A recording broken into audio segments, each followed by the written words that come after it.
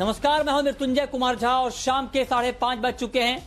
अगले आधे घंटे तक आपके सवालों का सबसे बड़ा मंच तैयार है।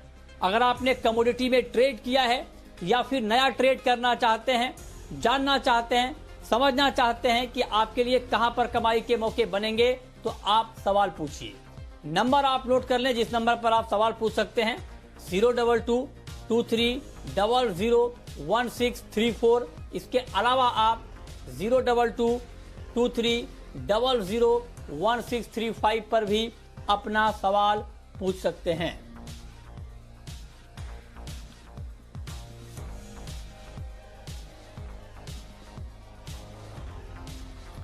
चलिए और सवाल जवाब का सिलसिला शुरू करेंगे, लेकिन सबसे पहले बात करेंगे गोल्ड और सिल्वर की, क्योंकि सोने और चांदी की तेजी टिक नहीं पाती है और जब भी मार्केट दौड़ लगाने की कोशिश करता है, कोई सामने खड़ा होता है उस दौड़ को रोकने के लिए एक स्पीड ब्रेकर की भूमिका में। इस पर हम बात करेंगे कि आखिर ऐसा हो क्यों रहा है और अब आपको सोने और चांदी में करना क्या चाहिए, खरीदना चाहिए, बेचना चाहिए या कुछ नहीं करना चाहिए। इस पर हम बात करेंगे। हमारे साथ 3 खास मेहमान हैं। हमारे साथ हैं हिमांशु गुप्ता ग्लोब कैपिटल के, सुनंद सुब्रमण्यम है चॉइस ब्रोकिंग के, और एग्री मार्केट पर अपना व्यू देने के लिए अजितेश मलिक हैं रेडिगर ब्रोकिंग के। आप तीनों का बहुत बहुत स्वागत है। और साथ ही आज हम आगे एक महत्वपूर्ण सुझाव किसानों के लिए दिए जा रहे हैं। तो जो सोयाबीन के किसान हैं मध्य प्रदेश के, महाराष्ट्र के या किसी और जगह के, वो बिल्कुल अलर्ट रहें। आपके लिए एक बड़ी खबर आने वाली है जी बिजनेस पर कुछ देर में। क्रॉप को नुकसान हुआ है, लेकिन उस नुकसान की भरपाई कैसे हो सकती है, अब आपको अपनी फसल की देखरेख कैसी करनी है और क्या सुझाव आपको दिए जा रहे हैं, आपको क्या सावधानी बरतनी है, इस पर एक बहुत ही महत्वपूर्ण सुझाव आए हैं। ये हम आपको आगे बताएंगे, तो आप तैयार रहें देखने के लिए। लेकिन फिलहाल हम बात कर लेते हैं गोल्ड की, जहां पर गिरावट बढ़ती हुई दिख रही है। मेरा पहला सवाल हिमांशु गुप्ता जी आपसे होगा कि गोल्ड में ये आंख मिचौली का खेल आखिर हो क्यों रहा है, क्या फंडामेंटल है? गुड इवनिंग मृत्युंजय जी। देखिए, बिल्कुल यहाँ पर अगर पिछले 24 घंटे की ही बात करें तो यहाँ पर काफ़ी हद तक एक वॉलेटिलिटी बढ़ते हुए देखने को मिली है।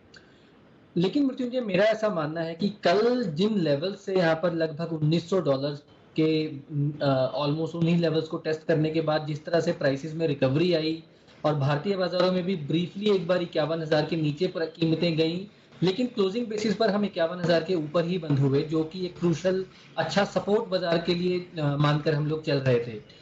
तो मृत्युंजय जी, ये चीज़ काफ़ी हद तक जब कोई इंपॉर्टेंट टॉप या बॉटम बनता है तो ये वॉलेटिलिटी काफ़ी हद तक नॉर्मल है, क्योंकि कहीं ना कहीं यहाँ पर जो लोग शॉर्ट पोजीशंस बनाकर आ रहे थे उनके स्टॉप लॉसेस ट्रिगर हुए और जो फ्रेश तेजी की पोजीशन बनी या जो शॉर्ट कवर हुए उसकी वजह से कल के सेशन में हमने तेजी बनते हुए देखी।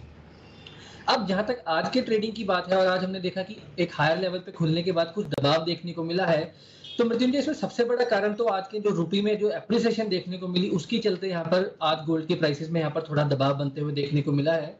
साथ ही साथ आज शाम को 6 बजे यूएस की तरफ से प्रीलिमिनरी जीडीपी के नंबर्स रिलीज होने हैं और वो डेटा अपने आप में खासी इंपॉर्टेंस रखता है। तो उससे पहले और जिस तरह से यहाँ पर फेड चेयरपर्सन की आज यहाँ पर स्पीच है, उससे पहले मुझे लगता है थोड़ा सा पोजीशंस हल्की साइड है और इसी के चलते मुझे लगता है कि थोड़ा सा अभी साइडवेज टू हल्का सा न्यूट्रल यहाँ पर कारोबार होते हुए देखने को मिल रहा है।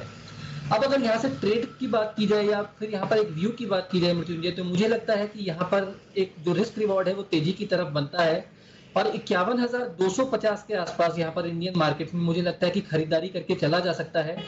51,000 रुपए का एक स्टॉप लॉस लगाएं और 51,750 से 52,000 तक के टारगेट्स मुझे लगता है कि कल तक के सेशंस में यहाँ पर देखने को मिल सकते हैं। ठीक है, तो आप कह रहे हैं कि कुल मिलाकर मार्केट का मूड माहौल अभी गोल्ड का तेजी का ही है, तो खरीदना ठीक रहेगा। ठीक है, चलिए कल तक का टारगेट आपने दिया है। हिमांशु और सुनंद जी, मैं अब आपसे जानना चाहता हूं 51,380 ये गोल्ड का करंट मार्केट प्राइस है, ताजा भाव है और अभी करीब करीब 6 घंटे का ट्रेड आज के मार्केट में बचा है। तो इस 6 घंटे के लिए क्या इस भाव पर गोल्ड खरीदना ठीक रहेगा? अगर गोल्ड की बात करें तो गोल्ड में खरीदारी का मौका अभी भी अच्छा दिखाई दे रहा है। और एक और खास न्यूज़ में बताना चाहता हूँ, आज रात को जैक्सन होल की भी बात होने वाली है यूएस फेड की तरफ से, जहाँ पे मॉनेटरी पॉलिसी डिसीजंस के बारे में बात होगी, और दूसरी बात यूएस की इकोनॉमिक आउटलुक के बारे में बात होगी आने वाले महीनों की। तो अगर फेड का न्यूज़ थोड़ा डाविश रहेगा या फिर यूएस इकोनॉमिक आउटलुक के बारे में थोड़ा नेगेटिव न्यूज़ मिलेगा, तो गोल्ड में काफ़ी सपोर्ट मिलेगा और हमें तेज़ी देखने को मिल सकता है। इंट्राडे बेसिस पे अभी 51,400 के लेवल्स पे आप खरीदारी कर सकते हो। 51,900, 52,000 तक आप टारगेट रख सकते हो। अगर आप स्टॉप मेंटेन करना चाहते हो तो 51,000 पे आप स्टॉप रख सकते हो।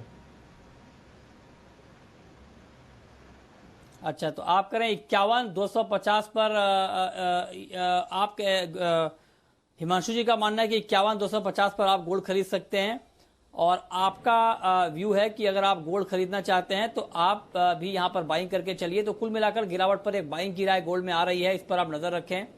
लेकिन अब हम बात करेंगे सिल्वर की, चांदी की। चांदी का मार्केट बहुत ज्यादा वॉलेटाइल है। कल हमने देखा था कि 3500 रुपए से ज्यादा की तेजी के साथ चांदी का मार्केट बंद हुआ था, लेकिन आज आप देखिए कि इस वक्त चांदी में करीब करीब 900 रुपए की गिरावट आ चुकी है। तो काफी वॉलेटाइल है मार्केट। तो हिमांशु जी, क्या किया जाए इस प्राइस पर चांदी में? मृत्युंजय, जैसा अभी आपने कहा कि कल के सेशन में हमने लगभग 3,500 रुपए की तेजी देखी यहाँ पर सिल्वर में। तो मेरा एक यहाँ पर जो एक्सपीरियंस है, जो मेरा अभी तक एक अंडरस्टैंडिंग है मार्केट्स को लेकर, तो यूजुअली हम लोग ऐसा देखते हैं कि एक बड़े ट्रेंडिंग डे के बाद अगला दिन थोड़ा सा साइडवेज या सबड्यूड रहता है, और वैसा ही कुछ आज के सेशन में हम ऑलरेडी देख रहे हैं। तो ट्रेंड यहाँ पर भी गोल्ड की तरह पॉजिटिव ही है। मुझे लगता है आउटलुक और व्यू यहाँ पर तेजी का ही है, लेकिन क्योंकि वॉलेटिलिटी ज्यादा है तो उसकी वजह से मुझे लगता है कि यहाँ पर एंट्री जो है वो बड़े सही लेवल्स पर लेने की जरूरत है, क्योंकि जहां पर रिस्क रिवॉर्ड सही बैठे वहीं पर एंट्री लेने में मुझे लगता है कि एक सही स्ट्रेटजी रहेगी। तो मुझे लगता है कि अभी यहाँ से भी लगभग 400 से 500 रुपए की और गिरावट देखने को मिल सकती है। 66,200, 66,100 इन रेंज के आसपास अगर कोई डिप मिलता है शाम के सेशन में तो वहां पर खरीदारी करें। और मुझे लगता है कि 67,200 से 68,000 तक के टारगेट्स यहां पर भी आज से कल तक के ट्रेडिंग सेशन में देखने को मिल सकते हैं। अच्छा, तो आप कह रहे हैं कि गिरावट पर चांदी खरीद सकते हैं। आपका क्या व्यू है सुनंद? आप एग्री करते हैं? आपको भी लगता है कि चांदी अगर 400-500 रुपए नीचे आ जाए तो इंट्राडे के लिए खरीदना ठीक रहेगा? जी हाँ, बेशक सिल्वर में भी अच्छा खरीदारी का मौका नीचे करेक्शन पे दिखाई दे रहा है। तो 66,300 के लेवल्स पे आज का जो लो लेवल्स है वो भी एक अच्छा खरीदारी का मौका बनते दिखाई दे रहा है। और चांदी में रफ्तार तो आने वाले दिनों में भी काफ़ी सपोर्टिव रहेगा, जैसे फेस्टिव डिमांड बढ़ेगा। जो लोकल स्पॉट ट्रेडर्स है वो खरीदारी भी करेंगे फेस्टिव सीजन में, खासकर नवरात्रि सीजन आने वाले दिनों में। तो पोजिशनली भी अच्छा ही दिखाई दे रहा है और इंट्राडे बेसिस के लिए भी अच्छा ही दिखाई दे रहा है। और अगर आप टारगेट की बात करो तो 68,000 जो आज का हाई लेवल से, वहां पर फिर से जाने की उम्मीद मुझे दिखाई दे रहा है। तो आप खरीदारी का मौका में रख सकते हो, तो आप बाइंग कर सकते हो। ठीक है, तो आप कह रहे हैं कि बाई करके चल सकते हैं सिल्वर में। दोनों एक्सपर्ट की राय गोल्ड और सिल्वर के ऊपर बिल्कुल सेम है, कोई कंफ्यूजन नहीं है। चलिए, सोने चांदी की बात हो गई, लेकिन सोने चांदी के बाद जो बड़ा एक्शन आया है वो है आज का एग्री मार्केट। और एग्री मार्केट में अगर आप देखें तो सोयाबीन और चना, ये दो ऐसी कमोडिटी है जहां पर बड़ा एक्शन हमने बनता हुआ देखा है। पिछले 2 दिन में चने के दाम काफी बढ़े हैं, सोयाबीन के दाम काफी बढ़े हैं, क्रॉप डैमेज की बात भी आई थी। तो अजितेश जी, पहले तो आप ये बताएं कि चने में तेजी पूरी हो चुकी है या अभी और बाकी है? नमस्ते मृत्युंजय जी। पिछले 1 महीने पहले भी मैंने बताया था कि जो इस बार मानसून है एकदम नॉर्मल नहीं है, क्योंकि देश के आधे हिस्से में करीब 15% डेफिशिएंट है और आधे हिस्से में 15% एक्सेस है। दोनों ही फसल के लिए बहुत खराब है किसी भी एग्री मार्केट में। और हम लोग देख रहे हैं कि 1.5-2 महीने से काफी तेजी आ रही है। चने में जैसे अभी फेस्टिव सीजन डिमांड भी है और ओवरऑल इसका भाव जो है काफी नीचे चल रहा है। मुझे लग रहा है कि 5,000 के टारगेट के लिए डेफिनेटली इसमें बाई करके रखना चाहिए। आने वाले दिनों में अभी जैसे आप बोल रहे हैं कि जिस तरह से अभी फसल कुछ खराब होने की अगर बात आती है खरीफ फसलों में, चाहे वो ऑयल कॉम्प्लेक्स हो, चाहे वो पल्सेस में या फिर किसी और कमोडिटी में, तो मेरे ख्याल से ओवरऑल ट्रेंड मार्केट सेंटिमेंट बहुत ज्यादा पॉजिटिव रहने की चांसेस हैं। और लेवल्स काफी लो था कोरोना वायरस की वजह से। पिछले कुछ महीनों में हमने देखा था कि मंडियां बंद थी, उस टाइम एक टेम्पोरेरी शॉर्ट टर्म करेक्शन आया था, लेकिन अभी पिछले 1.5-2 महीने से, चाहे वो स्पाइसेस हो, चाहे वो गुआर हो, चना हो या फिर ऑयल कॉम्प्लेक्स हो, मार्केट में तेजी है और तेजी रहेगी।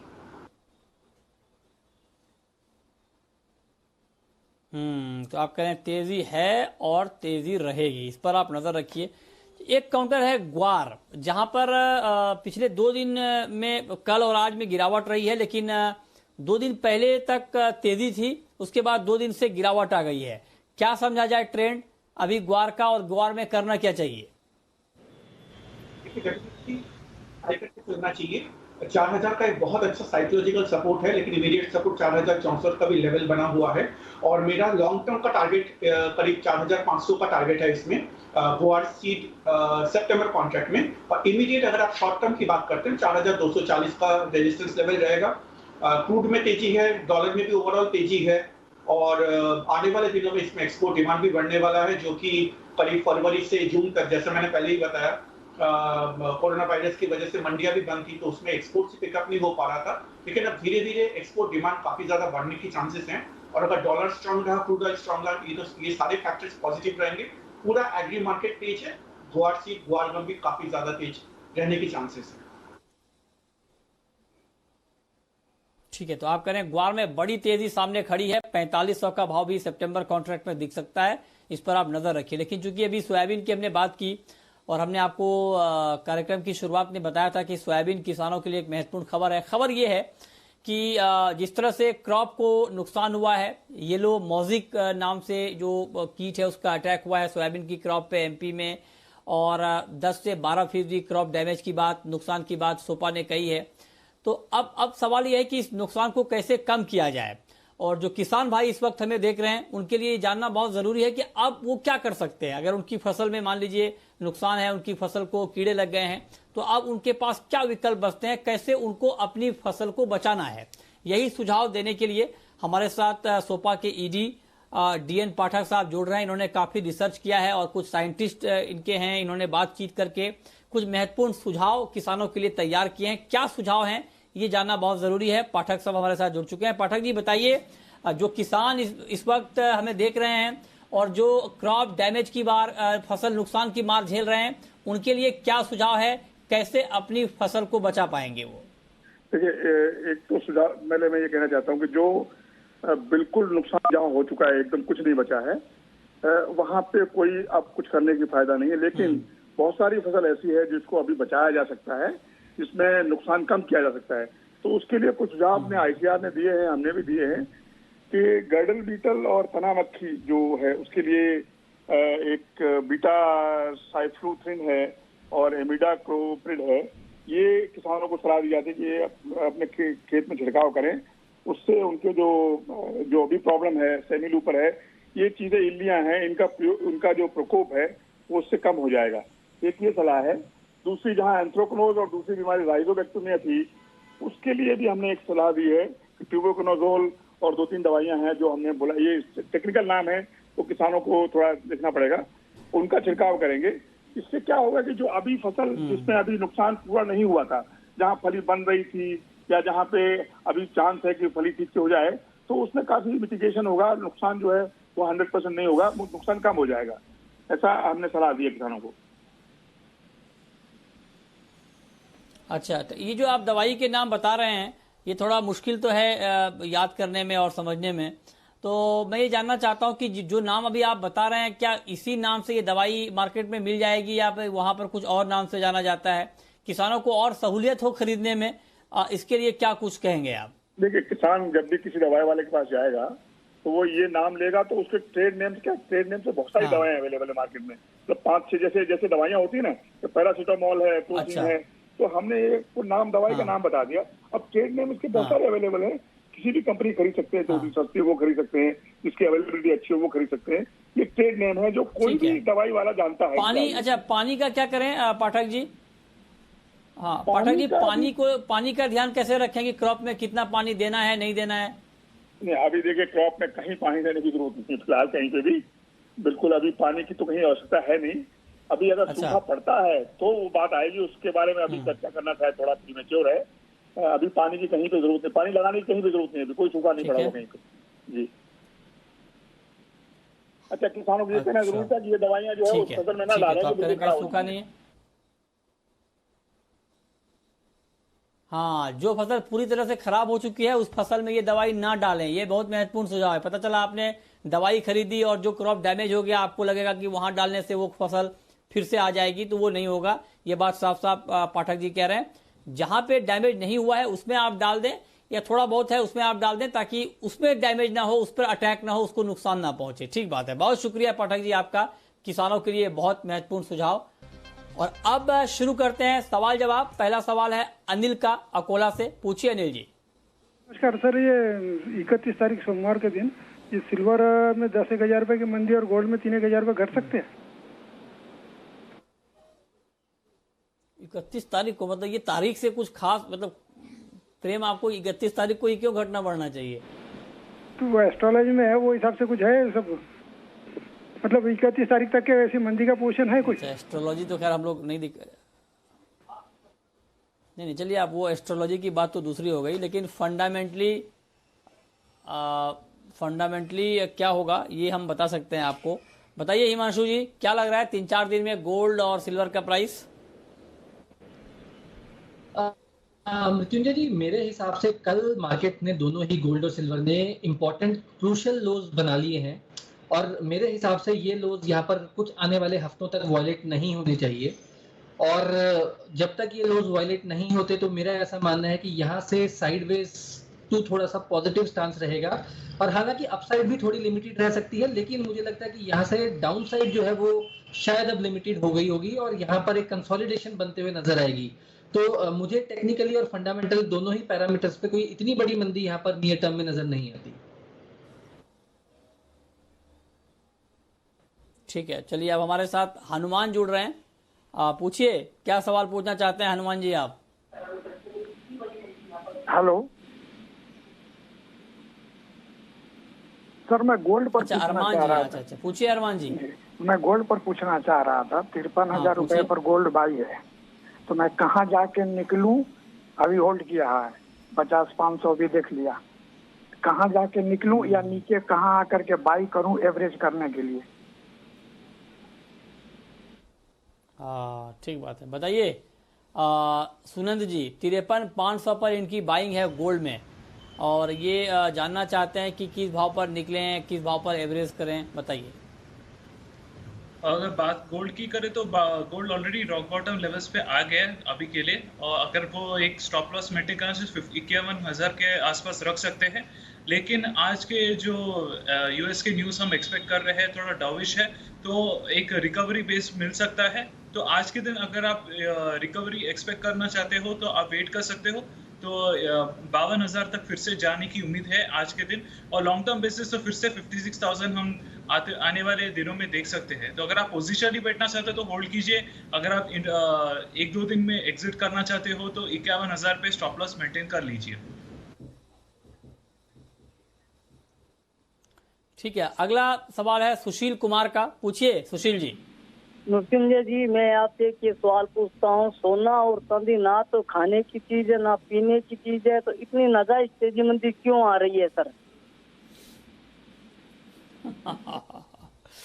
अरे सर, आपने मतलब ऐसा सवाल पूछ लिया ना कि अब इसका क्या जवाब दिया जाए। और सट्टेबाजी है खाने सर, प्योर पीने की सट्टेबाजी। चीज नहीं है, ये बात तो आपकी ठीक है। नहीं, ये आपकी बात ठीक है कि सोना चांदी खाने पीने की चीज नहीं है, लेकिन ये ऐसी चीज है जिससे बहुत सारी खाने की चीज खरीदी जा सकती है। और इसमें जो तेजी इन्वेस्टमेंट लोग करते हैं गोल्ड में, अब ये तो आपने शाश्वत सवाल उठा लिया कि ये खाने पीने की चीज नहीं है, तो क्यों? ऐसी तो बहुत सारी चीजें हैं जो खाने पीने की नहीं है, लेकिन उसके दाम बढ़ते घटते हैं। तो आपको लग रहा है कि सट्टेबाजी है, अब इसका तो कोई जवाब हो नहीं सकता। मार्केट में तो स्पेकुलेशन चलता है। अब इसका जवाब यही है कि सर धैर्य बनाए रखें, मार्केट ऊपर नीचे होते रहेगा।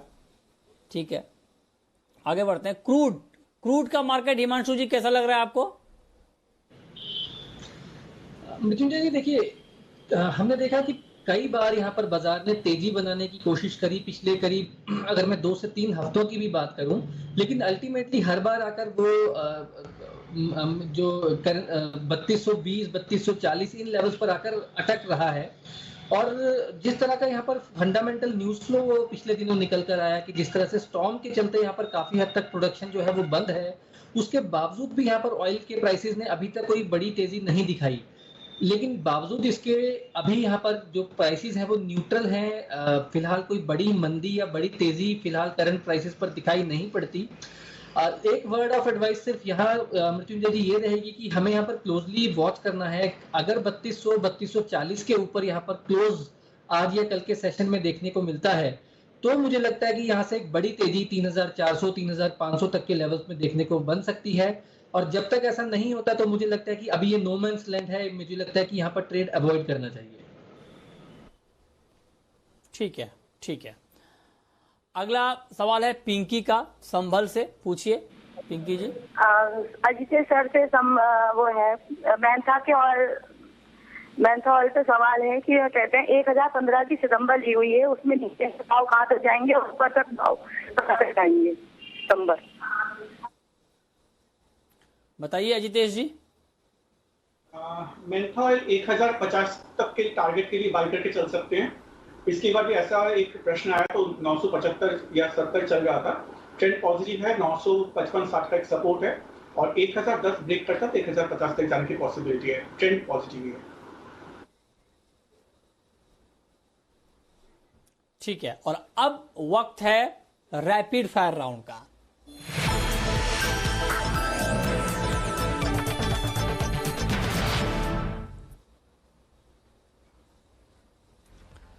अजितेश जी, आप पहली आपकी रैपिड फायर कॉल।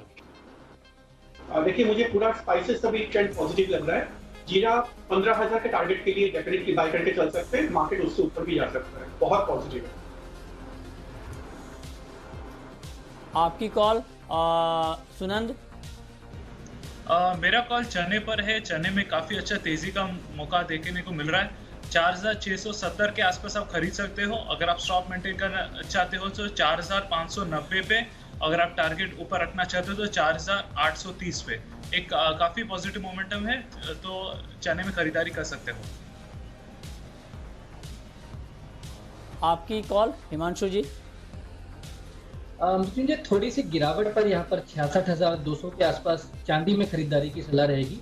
65,600 का स्टॉप लॉस रखिए और 67,200 67,500 तक के टारगेट्स यहाँ पर आते हुए देखने को मिल सकते हैं। चलिए, बहुत बहुत शुक्रिया हिमांशु जी आपका, सुनंद जी आपका और अजितेश जी आपका हमारे साथ जुड़ने के लिए, बताने के लिए कि कहां पर कमोडिटी में कमाई के मौके बनेंगे। तो फिलहाल इस बुलेटिन में इतना ही।